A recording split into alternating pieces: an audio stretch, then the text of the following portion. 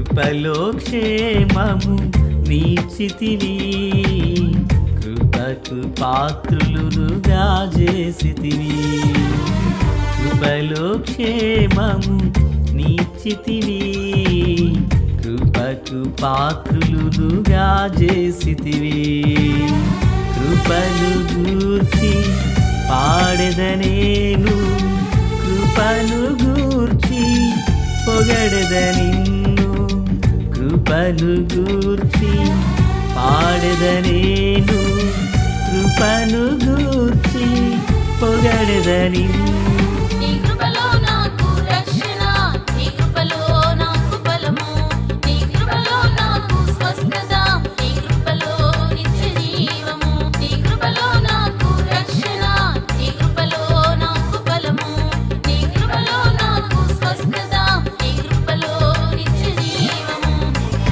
కృపలో క్షేమము నీచితివి, కృపకు పాత్రులుగా చేసితివి. ప్రభు అయినటువంటి యేసుక్రీస్తు వారి పరిశుద్ధమైన నామంలో తండ్రి అయిన దేవాది దేవునికి నిత్యము స్తుతియు స్తోత్రములు, మహిమయు ఘనతయు ప్రభావములు యుగయుగములు ప్రభువునకే చెల్లునుగాక. ఆత్మీయులారా, బాగున్నారు కదా? దేవుని మహాకృపను బట్టి మరోసారి మనం ఇలాగున కలిసి వేదవాక్యమును ధ్యానించుటకు మహాదేవుడు మనకి ఎంతగానో కృప చూపి ఉన్నారు. అందులకే దేవునికి మహిమ కలుగునుగాక.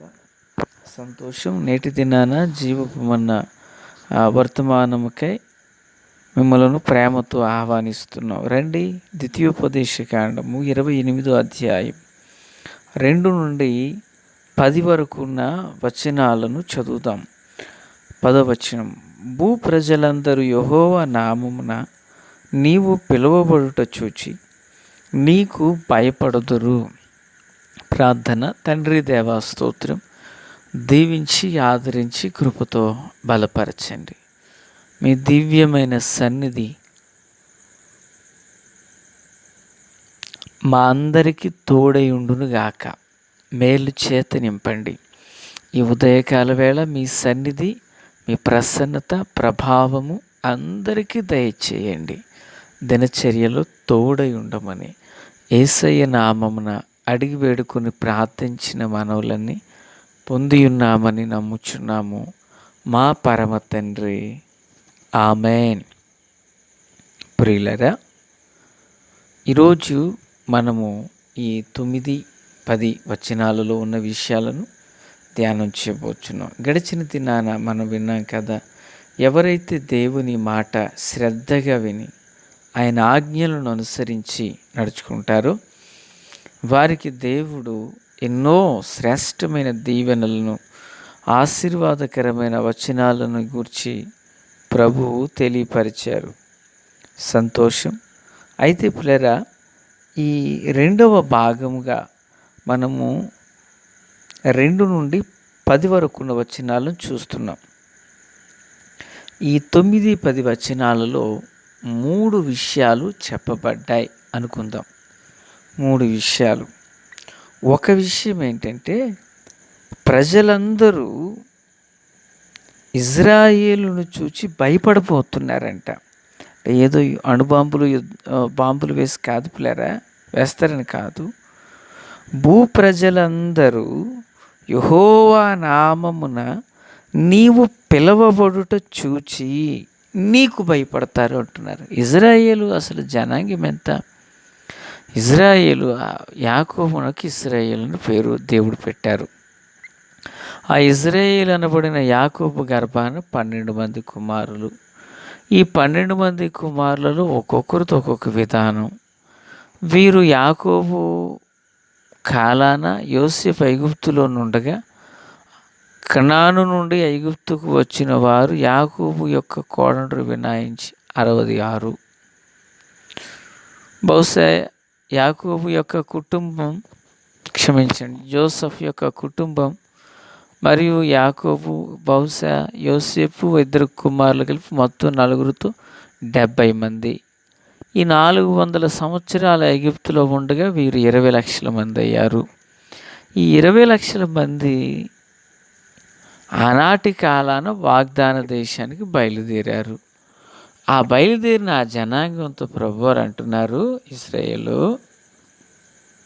ఇశ్రాయేలు నీ గూర్చి భూజనులందరూ భయపడబోతున్నారు నీకు అంటున్నారు. అంటే ఇజ్రాయేలు పక్షాన దేవునికున్న మహత్తరమైన కృప మాత్రమే కాదు పిల్లరా, ఆ జనాన్ని చూసినప్పుడు భూప్రజలకంట భయము కలిగేటట్లుగా దేవుడు వారిని హెచ్చించిన విధానాన్ని చూస్తున్నాం. ఏంటి వారు అనగా భూప్రజలందరూ ఇశ్రాయేలుకి ఎందుకు భయపడుతున్నారు? ఇప్పుడు 9వ వచనం. ఇశ్రాయేలుతో ప్రభు తన దాసుడైన మోషేతో చెప్పుచున్న మాట, నీవు నీ దేవుడైన యెహోవా ఆజ్ఞలను అనుసరించి ఆయన మార్గములలో నడుచుకుని ఎడలా అంటున్నారు. ఇశ్రాయేలు నీవు దేవుని యొక్క ఆజ్ఞలను అనుసరించి నడుచుకున్నప్పుడు యెహోవా నీకు ప్రమాణము చేయునట్లు ఆయన తనకు ప్రతిష్ఠ జనముగా నిన్ను స్థాపించినట్టున్నారు. రెండో విషయం ఏంటంటే పిల్లరా, మొదటి మాట ఏం చెప్పుకున్నాం? భూప్రజలందరూ భయపడుతున్నారు అన్నాం కదా. సో వీళ్ళు భయపడడానికి గల కారణం ఏంటి? 9వ వచనంలో ఆయన నీకు ప్రమాణం చేశారు. ఏం చేశారు దేవుడు ప్రమాణం? నీవు నాకు ప్రజగా ఉంటారు, మీరు నా జనులయ్యుందురు, నేను మీకు దేవుడునయ్యుందును. ఇది దేవుడు చేసినటువంటి ఒక శ్రేష్టమైనటువంటి నిబంధన, లేక ఒక సత్య ప్రమాణం. మన పితరులతోనూ మన పూర్వీకులైన వారితోనూ ప్రభు ప్రమాణం చేశారట. ఒక మాట, మనము మాట ఇచ్చి తప్పిపోతాం, కానీ దేవుడు మాట ఇచ్చి ఎన్నడూ తప్పిపోని దేవుడు. దేవునికి మహిమ కలుగునుగాక. దేవుడెన్నడూ తప్పిపోడు. యెహోవా సత్య ప్రమాణాన్ని చేశాడంటే దావీదుతో. అలాగుననే ఇక్కడ ఇశ్రాయేలుతో దేవుడు చేసిన ప్రమాణం ఏంటంటే తనకు ప్రతిష్ఠ జనముగా దేవుడు వారిని స్థాపిస్తున్నాడట. మొదటి మాటలు ఏం చూసాం? ప్రజలందరూ భయపడుతున్నారు. ఎందుకు భయపడుతున్నారు? దేవుడట ఇశ్రాయేలును తన కొరకైనటువంటి ఒక ప్రతిష్టమైనటువంటి జనముగా,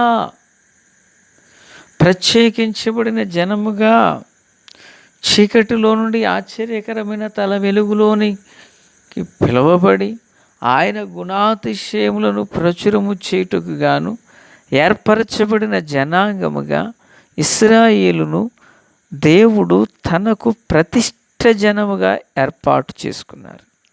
దేవునికి స్తోత్రం. అంటే ఇప్పుడు ఇజ్రాయేల్ ఎవరు? దేవుని ప్రజలు. కొన్నిసార్లు మనము రోడ్డు మీద ప్రయాణం చేయించినప్పుడు కొన్ని చోట్ల కొన్ని ఈ ఖాళీ భూస్థలాలు కనిపిస్తాయి. అక్కడ కొందరు బోర్డు పెడతారు, this land belongs to so and so. ఈ స్థలం పలానా వారికి చెందినది అని. ఇప్పుడు అందులో మరొక వ్యక్తి ఎంటర్ అవ్వడానికి కానీ, అక్కడ పని చేయడానికి కానీ వితౌట్ పర్మిషన్ లేకుండా అందులోకి వెళ్ళడానికి వీల్లేదు. బిఎస్ఎన్ఎల్ వాళ్ళు అనుకుందాం, వాళ్ళకి ఇంటిమేషన్ చేయాలి. అక్కడ ఆంధ్రప్రదేశ్ గవర్నమెంట్ వారికి ఇంటిమేషన్ చేయాలి. వారి పర్మిషన్ లేకుండా అందులోకి మనం ప్రవేశించరాదు. వెళ్ళామా నేరం. అలాగే ఇశ్రాయేలీలు కూడా దేవునికి ప్రతిష్ఠ జనమట. కనుక ఈ ప్రతిష్ఠ జనాంగి వీళ్ళు దేవుని వారై ఉన్నారని భూప్రజలందరూ ఏమవుతున్నారు? వీళ్ళని చూసి భయపడుతున్నారు. వీరు దేవుని వారు ఎలా అయ్యారు? వీరు దేవునికి సంబంధించిన వారు ఎలాగా మలచబడ్డారు అంటే అదే 9వ వచనంలో వీరు దేవుని ప్రజలుగా మలచబడుటకైన ఒక కారణం ఉంది పిల్లరా. దేవుడైన యెహోవా ఆజ్ఞలను అనుసరించి ఆయన మార్గములలో నడుచుకుని ఎడలా, ఆయన మార్గములో నడుచుకుని ఎడలా అంటే ఇశ్రాయేలీలు దేవుని జనముగా మలచబడటం గల కారణం ఏంటంటే ఆయన ఆజ్ఞలను అనుసరించి మార్గాలలో నడుచుకుంటున్నారట. దేవునికి స్తోత్రం. ఒక్క మాట, వాక్యాన్ని అనుసరించి నడుచుకుంటున్నారు. వాక్యమైన దేవుని వెంబడిస్తున్నారు. వాక్యమైన దేవునికి తమ హృదయముల యందు, తమ జీవితముల యందు, తమ కుటుంబముల యందు ఆ ప్రభువున కొరకైన ఒక ప్రథమ స్థానాన్ని వారు కలిగి జీవిస్తున్నారు. కనుకనే దేవుడు వారినట తనకు, మనం గడిచిన దినాల్లో విన్నాం కదా, స్వకీయ సంపాద్యం అని దేవుడు తనకు ప్రతిష్ఠ జనముగా చేసుకున్నారు. ఇప్పుడు ఈ ప్రతిష్ఠ జనముగా వారు మలచబడుట వలన భూలోక ప్రజలందరూ ఏం చేస్తున్నారంటే ఆయనకు భయపడుతున్నారు. దేవునికి స్తోత్రం. ఆత్మీయులారా, అది ఒకరు కాదు, ఇద్దరు కాదు పిల్లారా, భూమి మీద ఉన్న ప్రతి ప్రజ ఇజ్రాయేలుకు భయపడినట్లుగా దేవుడు చేశాడు. ఆనాడే కాదు, ఈనాడే కాదు, ఈనాడు కూడా చూడండి పిల్లారా, ఇశ్రాయేలుని ఎవరైనా ముట్టుకోగలుగుతున్నారా? ఇజ్రాయేలుని ఎవరైనా వారి దేశాన్ని స్వాధీనపరచుకోగలుగుతున్నారా? లేదు కదా. ఎందుకంటే దేవునికి వారు ప్రతిష్ఠ జనం. ఎలా ప్రతిష్ఠ జనం అయ్యారంటే వారు దేవుని ఆజ్ఞలను అనుసరించి తమ జీవితాల్లో అవలంబించి నడుచుకుంటున్నారు. మరి మాటలు వినిచిన నీ జీవితంలో, నా జీవితంలో, మన జీవితంలో మనం ఎవరము అంటే మన తల్లిదండ్రుల పేర్లు చెబుతాం. మీరెవరు అంటే మేము ఫలానా అంటాం. కానీ పిల్లరా, దేవుని వాక్యాన్ని అనుసరించే వ్యక్తి, ఆ కుటుంబం ఎవరిది అంటే వారు దేవుని బిడ్డలు, వారు దేవుని కుటుంబము. అపోస్తల కార్యగ్రంథం 9వ అధ్యాయంలో సౌలు పట్టుబడినప్పుడు నువ్వెవడు అంటే నీవు హింసించుచున్న యేసు నేనే అంటారు ప్రభు. కదా పిల్లరా, నీవు హింసించుచున్న యేసుని నేనే అంటే సంఘాన్ని హింసిస్తే ప్రభువుని హింసించినట్లుగా ప్రభు తలంచారు. దేవుని పిల్లరా, కనుక ఆయన వారమై జీవించి దేవుని కృపను పొందుకొందుముగాక. తండ్రి దేవా స్తోత్రం.